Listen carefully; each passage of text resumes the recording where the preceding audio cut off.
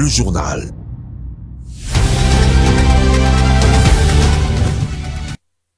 C'est un plaisir de vous retrouver pour vous informer. Madame, Monsieur, bonsoir et bienvenue à cette session d'information sur Mondico Télévision dont voici l'ossature.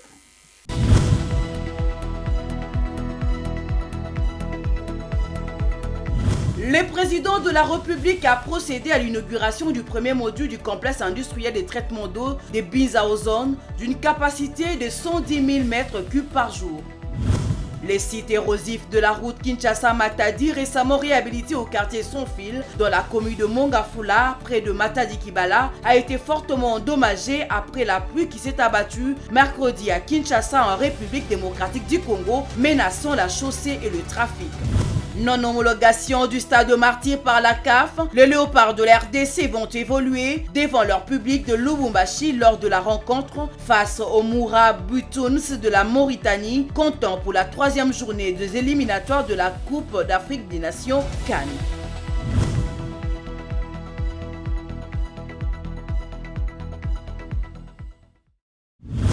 Bienvenue une fois de plus dans ce journal. Comme annoncé dans le sommaire, le président Félix Tshisekedi a lancé ce jeudi 23 février le premier module de l'usine de traitement d'eau de la Régie des eaux du quartier Ozone dans la commune de Ngaliema. La nouvelle usine de traitement de Binza Ozone vient s'ajouter aussi autres existants à travers la ville de Kinshasa.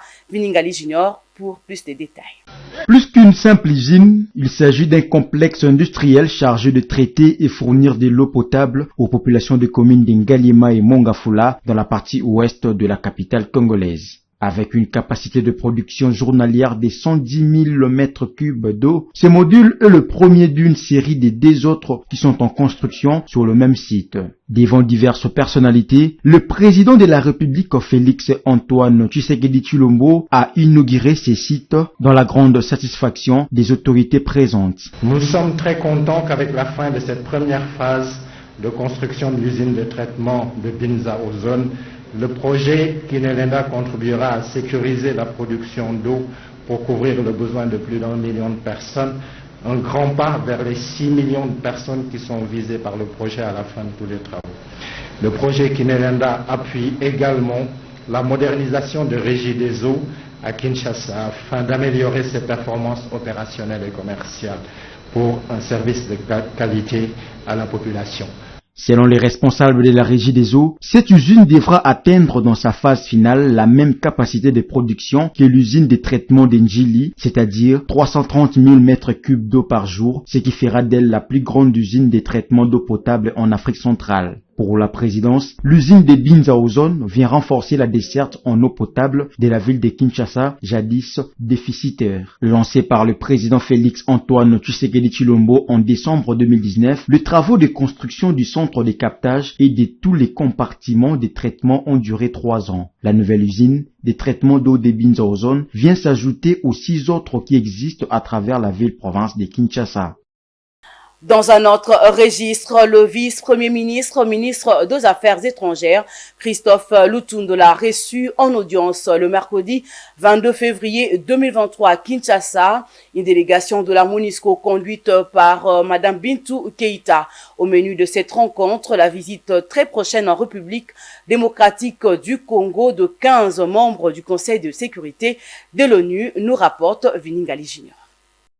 Du 9 au 12 mars 2023, une délégation du Conseil de sécurité des Nations Unies est attendue à Kinshasa pour différents contacts sur la situation sécuritaire dans la partie orientale du pays. En préparatif, le vice-premier ministre, ministre des Affaires étrangères, Christophe Lutundu Apala, a échangé au cours d'une réunion technique avec la MONUSCO, le HCR, des informations utiles afin que cette délégation trouve un terrain prêt pour une mission réussie. Toutes les questions humanitaires, celles relatives à l'insécurité dans l'Est et même celles ayant trait aux préparatifs des élections étaient à l'ordre du jour. La problématique des 80 000 réfugiés congolais qui se trouveraient au Rwanda sera aussi sur la table. En toile de fond, le processus de Nairobi et de Luanda qui s'impose comme voie de sortie des crises dans la partie est de la République démocratique du Congo. Ces 15 membres du Conseil de sécurité de l'ONU qui arrivent à Kinshasa se rendront également à Goma au Nord Kivu pour s'enquérir de la catastrophe humanitaire créée par le Rwanda sous couvert du M23.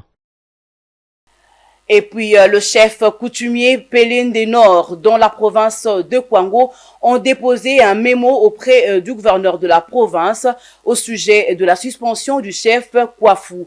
Ces derniers demandent au vice-premier ministre et ministre de l'Intérieur de surseoir sa décision qui pèse sur leurs collègues. Suivez-le au micro de Martin Kaimbe. Mémo à l'intention de son Excellence, Monsieur le gouverneur de la province du Kwango, en contestation de la mesure de suspension du grand chef Kiamvu, chef de la chefferie Pelin de Nord. Nous, chef coutumier de la chefferie Pelin de Nord, en territoire plutôt de Kenge, province de Kwango, réunis en ce jour, mardi le 21 février 2023, à Kengeville, chef-lieu de la province du Kwango, réitérons notre attachement aux idéaux de son Excellence M. Félix Antoine Tshisekedi Tshilombo, président de la République démocratique du Congo, qui prône la valorisation des us et coutumes dans notre pays. Nous lui demandons de toujours soutenir cette action combien salutaire et de barrer la route à toute personne mal intentionnée qui en abuserait, quel que soit son rang social. Au diable tout tireur de ficelle dans les conflits coutumiers, susceptible de conduire au bain de sang. Pelin de Nord n'a jamais connu ce genre de situation et n'en connaîtra jamais malgré les incitations à la haine de certaines personnes. Au diable tout péché en nos troubles. Pelin de Nord veut la paix, rien que la paix. Tous les chefs coutumiers de Pelin de Nord restent et resteront toujours unis, soudés autour et derrière leur grand chef investi conformément à nos principes, à l'occurrence Sa Majesté Mwaku Kambambe le Wimakam, l'homme du développement. Par conséquent, d'une seule voix, nous demandons à son Excellence Monsieur le Vice-Premier ministre, ministre en charge de la décentralisation, sécurité et affaires coutumières, de revoir sa mesure de suspension sans grief lui reprocher. Nous demandons à son Excellence, Monsieur le Président de la République, en tant que garant de la paix, de s'impliquer dans ces dossiers, personnellement dans ces dossiers de la chefferie Pelin de Nord, mis en péril par certains politiciens mal intentionnés, surtout que nous sommes à la veille des élections. Nous disons, et fin de citation. Tout à fait autre chose. Bestine Kazadi dit Tabala, représentante personnelle du chef de l'État à l'Organisation internationale de la francophonie, OIF en sigle, a été reçue le mercredi 22 février 2023 par le président de la Commission électorale nationale indépendante, Denis Kadima Kazadi. Au menu des échanges entre les deux personnalités, l'évolution du processus électoral en cours en République démocratique du Congo, commentaire de Bijou Lumuna.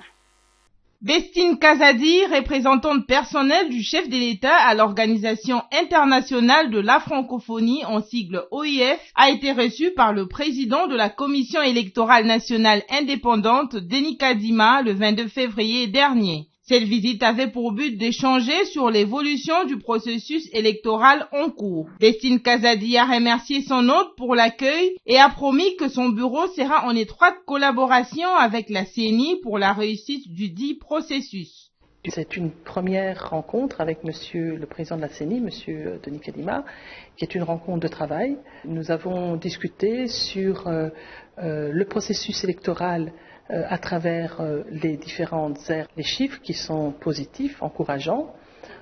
Également, recueillir un petit peu des informations sur le déroulé des différentes étapes eu égard au calendrier électoral. Elle a en outre reconnu les efforts déployés par le président de la centrale électorale par la détermination affichée pour faire participer les Congolais résidant à l'étranger. Nous sommes tout à fait ouverts à une collaboration entre la CENI et le bureau de la représentante personnelle du chef d'État pour aider justement à ce que, au niveau diplomatique, l'action du processus électoral de la République démocratique du Congo soit connue, soit bien explicitée et également puissent être transparents. Signalons que le processus d'enrôlement et d'identification des électeurs en vue des élections de décembre 2023 suit son cours et qu'elle a déjà été lancée sur les 3 aires opérationnelles.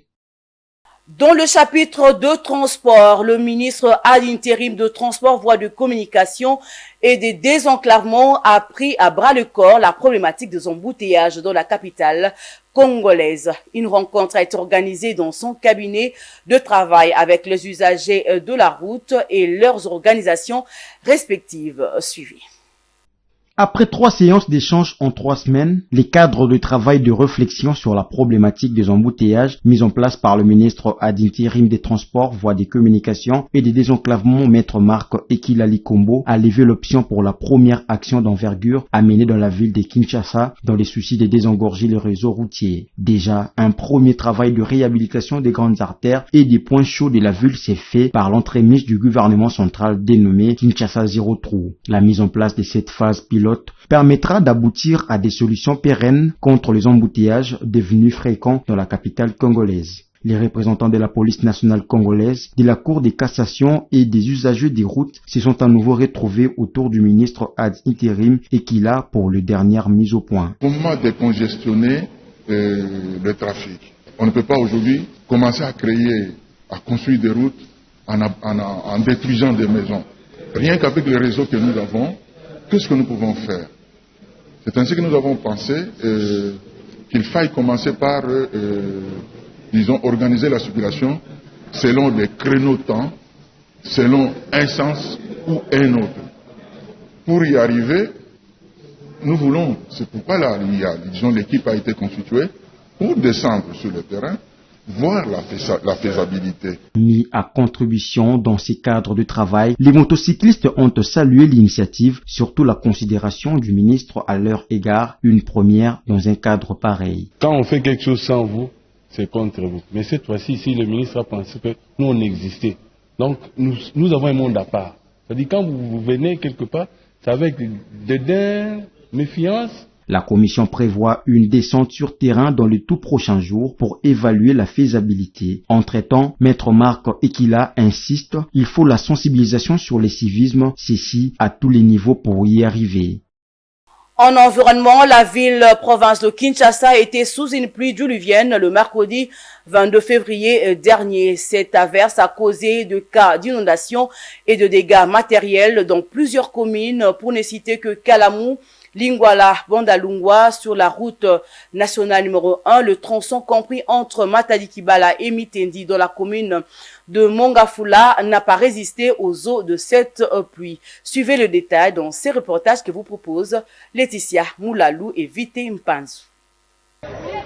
La pluie diluvienne qui s'est abattue le mercredi 22 février dernier à Kinshasa a causé des inondations à bon nombre d'endroits, notamment sur la route nationale numéro 1, le tronçon compris entre Mitendi et Matadi-Kibala, où une tête d'érosion a été formée, n'a pas résisté aux eaux de cette pluie. Elle a été endommagée alors que les travaux de réhabilitation avaient déjà débuté. La population de cette partie de Mongafula a lancé la sonnette d'alarme. Ce sont des travaux qui se font et nos autorités doivent savoir que cette route est très utilisée par les poids lourds.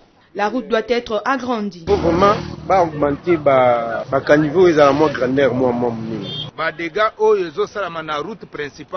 Les dégâts qui se font sur cette route sont très graves.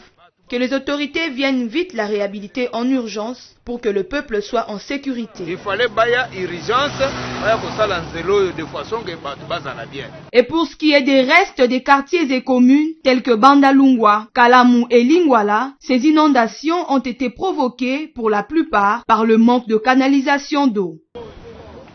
Restons toujours dans ces mêmes chapitres où le travaux de la lutte contre les inondations qui s'effectuent au quartier Mombele dans la commune de Limete à travers la construction des collecteurs ont démontré leurs limites d'être une solution au calvaire de la population de ce coin de la capitale. La pluie de ce mercredi a prouvé les contraires. Suivez les constats faits par Jocelyne Massiala.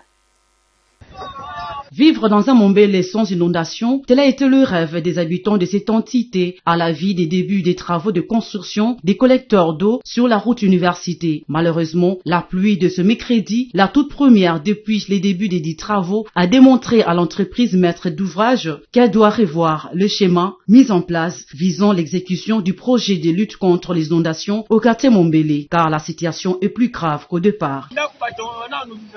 L'OVD devrait commencer par curer la rivière Kalamou avant de construire le collecteur d'eau. Regarde à présent ce qui arrive à nos frères de l'autre côté. Ils coulent. Ces collecteurs ramassent toutes les eaux venues de Makala, Yolo et les évacuent vers le bas. Et c'est pas normal. Signalons que le maître d'ouvrage et l'autorité de la ville doivent intervenir le plus vite que possible afin d'éviter aux habitants de ce quartier de vivre le calvaire. Et puis en sport, la non-homologation du stade de Martyrs par la CAF, le Léopard de la RDC, vont évoluer devant leur public de Lubumbashi lors de la rencontre face aux Mourabitouns de la Mauritanie, comptant pour la 3e journée des éliminatoires de la Coupe d'Afrique des Nations CAN, nous rapporte Glody Mouinda. La Fédération congolaise de football association FECOFA en sigle a finalement opté pour le stade TP Mazembe en vue d'accueillir ce duel décisif pour élancer les Léopards dans la compétition après plus de 2 défaites enregistrées lors de premières sorties. Après la non-homologation du stade de Martyrs, temple habituel de Léopards, la FECOFA avait annoncé le choix du stade Japoma de Douala pour recevoir le duel RDC-Mauritanie. Ce choix n'a pas rencontré les sentiments de certains joueurs ni du sélectionneur Sébastien Desabre, qui a fait une sortie pour révéler que le stade de Mazembe a été son premier choix, car il compte sur l'appui de supporters pour remporter ses matchs. Les tri-hebdomadaires African News a affirmé avoir consulté ce jeudi le courrier de la FECOFA adressé à la Confédération africaine CAF pour confirmer le choix du TP Mazembe et communiquer d'autres informations nécessaires, notamment la date et l'heure de la rencontre, ainsi que la nature du gazon. La date retenue par la FECOFA pour ces matchs est scellée du 24 mars prochain à 13h RGMT et 15h heure locale. Place à présent à la revue de presse de journaux parus dans la ville-province de Kinshasa ce jeudi 23 février 2023. Regardez. Mesdames, Messieurs, bonsoir et bienvenue à cette revue de presse de journaux parus à Kinshasa ce jeudi 23 février. Ouvrons ces kiosques à journaux par la tempête de tropique qui réserve sa manchette au contrat chinois. Personne en RDC ne s'assume jusque-là pour ces quotidiens. Le contrat dit sino-congolais signé entre un groupe d'entreprises chinoises, GEC, et le gouvernement congolais ayant l'impérium en 2008 n'ont pas pu bien aboutir, à en croire le rapport de l'IGF. En échange, le minerai d'une valeur de 12 milliards de dollars, les infrastructures concernées n'ont pas été toutes livrées, alors qu'il était question de la construction de 5000 logements sociaux, 145 centres de santé dans tous les territoires du pays, 2 universités, 2 barrages hydroélectriques, Katende et Kakobola, la réhabilitation des aéroports de Bukavu et Goma, 31 hôpitaux et 3700 km de rails. Intervenus en 2008, les contrats chinois se trouvent aujourd'hui sans paternité du côté de la RDC. Les influentes autorités en vie renvoient la balle aux personnes décédées. Moïse Ekanga, qui gérait pendant ces temps les bureaux de coordination et de suivi du programme sino-congolais, dès son passage à l'émission sur Top Congo, a laissé plusieurs zones d'ombre.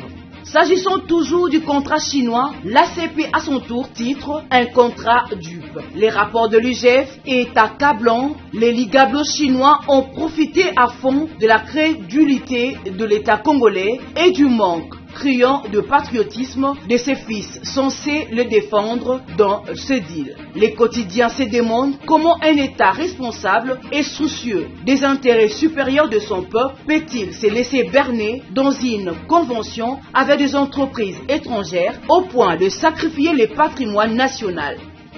Un autre sujet abordé par le quotidien Tempête de tropique, c'est cette érosion qui menace encore la route Matadi suite à la pluie qui s'est abattue le mercredi 22 février sur Kinshasa, menace de couper une fois de plus la chaussée de la route Matadi-Kinshasa. Une tête d'érosion s'est formée à 20 mètres seulement du tronçon récemment réhabilité, l'unique voie de communication terrestre qui relie la ville de Kinshasa à la province voisine du Congo central.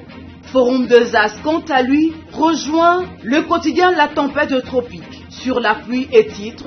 À la une, Kinshasa paralysé, conséquence de la pluie diluvienne d'hier mercredi. Dans ses colonnes intérieures, les confrères évoquent plutôt l'inauguration ratée du mercredi 22 février par le chef de l'État du premier module de l'usine de traitement d'eau de la Régie des eaux au quartier Ozone Ngalima, reporté à ce jeudi 23 février au regard de scènes d'apocalypse observées dans la capitale après chaque averse. Les Quinois s'interrogent, faut-il accorder priorité au curage de caniveaux ou à la démolition de constructions anarchiques sur les emprises publiques? De son côté, l'agence congolaise de presse revient sur la pluie du mercredi en titrant « Pluie diluvienne, la route Kinshasa-Matadi à nouveau menacée de coupures ». Dans ces pages, le bulletin quotidien informe que 2 cas d'inondation et de dégâts matériels importants ont été enregistrés sur la ville de Kinshasa, notamment au quartier Sans Fil, dans la commune de Mongafula, près de Matadi-Kibala. La route Kinshasa-Matadi a fortement été endommagée, menaçant la chaussée et le trafic, alors qu'elle a été récemment réhabilitée. Le quotidien du groupe L'Avenir, pour sa part, dans sa vitrine, titre « La CENI exige des enquêtes objectives, ceci compte tenu de matériel électoral trouvé dans un véhicule accidenté ». Dans sa page interne, l'auteur de cet article poursuit en disant que de plus en plus, l'on s'achemine vers l'organisation des élections libres, transparentes et démocratiques en RDC. Pour ce faire, la centrale électorale que chapeaute Denis Kadima est en pleine identification avant d'enrôler les Congolais en âge de voter. C'est dans ce cadre que le matériel électoral est transporté en toute sécurité pour être disséminé dans tout ce coin du pays, en vue de faciliter cette opération. À notre étonnement, la CENI informe avoir été saisie le lundi 20 février de l'accident de véhicule survenu à 15 km de Chikapa, dans la province du Kasaï. Dans l'un de ces véhicules entrés en collision, il se trouvait du matériel électoral dont l'origine et la destination sont encore inconnus et fait l'objet des enquêtes judiciaires. Un autre sujet qui a fait le tour de tout le journal, c'est l'incendie qui a causé la mort d'un sénateur sur la 8e rue Limete industrielle. L'ACP rapporte que le sénateur Flori Ntumba Mbouyi de la circonscription électorale de Chikapa dans la province du Kasaï en RDC est décédé le mercredi à Kinshasa en voulant se sauver d'un incendie survenu dans son appartement situé au 3e niveau de l'immeuble. Il a sauté après avoir réussi à sauver ses 3 enfants, a noté le président du Sénat, Modeste Batilou Kwebo. Selon le bourgmestre de la commune de Limete, Feza Alamba, une dame a également succombé de cet incendie et reste inconnue jusqu'à présent. Les enquêtes sont en cours pour dénicher son origine. Ses 3 enfants sont sains et saufs alors que sa femme reste encore introuvable et quelques dégâts matériels causés par la flamme sont à déplorer. Voilà tout pour cette lecture de journaux de ce soir. Madame, Monsieur, merci et à la prochaine. C'est la fin de cette session d'information, Madame, Monsieur, mais avant de nous quitter, place au rappel des titres.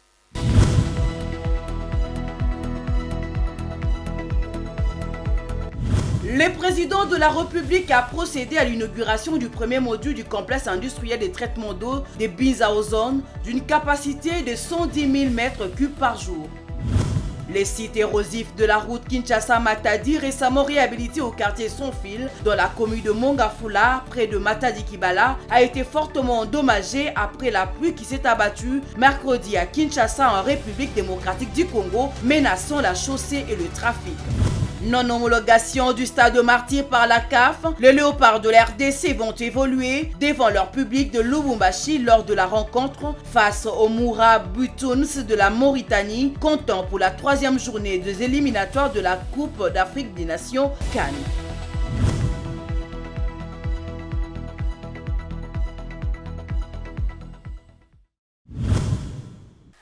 C'était le journal de la rédaction. Madame, Monsieur, merci de l'avoir suivi. Les prochains rendez-vous est fixé avec Viningali Junior. D'ici là, bon suite de programme sur Mondico Télévision. Bonsoir.